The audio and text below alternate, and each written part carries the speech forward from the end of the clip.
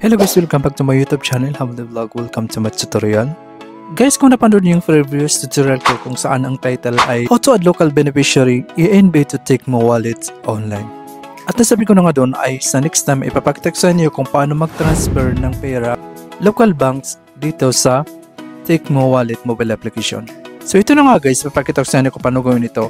So tara na, simulan na natin guys.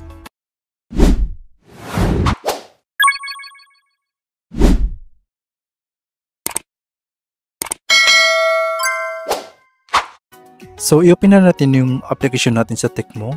Then, maglalagay tayo ng passcode para makalagin tayo, guys. Ayan. So, ang susunod na gawin natin, guys, ay itap natin itong transfer money. Then, itong transfer to local bank. Ayan. So, ito yung inan natin nung last time, guys, doon sa video tutorial ko. So, alam niyo na, guys, kung paano mag-add. Kasi, pag napanood niyo yung previous tutorial ko kung paano mag-add ng local banks dito sa Tecmo ay yun na yun guys. Ito yung in-add ko guys. So ang susunod na ilagay natin dito guys ay yung magkano yung papadala natin guys, yung amount. Then tapos yung purpose of transfer. So ang pinili ko dito guys ay family expenses. Ayan guys. So next guys ay itatap natin tong transfer.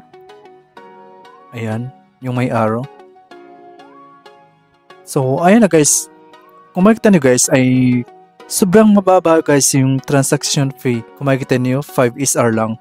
Tapos yung VAT ay 0.75 halala. Compare mo sa ibang local banks. Minsan, ang sinisingit nila sa ibang local banks ay 16 SR. So, dito guys ay 5 SR lang guys. Then, i-confirm na natin guys. So, ito, makaka-receive tayo ng OTP number sa ating mobile number. So, ilalagay natin yan guys. Then, pagkatapos natin ilagay guys, ayan.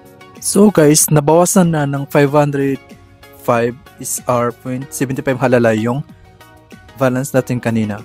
So, ibig sabihin guys, ay na-transfer na yung pera doon sa pinadalahan natin guys. So, kung nakita nyo kanina, ang balance ko ay 550 SR. So, ngayon naging 44 SR.25 halala. So, ganun lang kaganda dito sa Tecmo kasi sobrang mababa yung transaction fee at saka yung bawas ng VAT. So, sana nakatulong sa inyo yung video na to guys. Kung bago ka lang sa channel na to, please don't forget to like and share and click all the bell button para lagi kang updated every time nag-upload ako ng bagong tutorial. Kung may mga questions kayo o suggestions guys, ay mag-comment lang kayo sa baba para sagutin natin yan guys. So hanggang dito na lang guys. Maraming salamat. Thank you for watching and God bless. Stay safe always.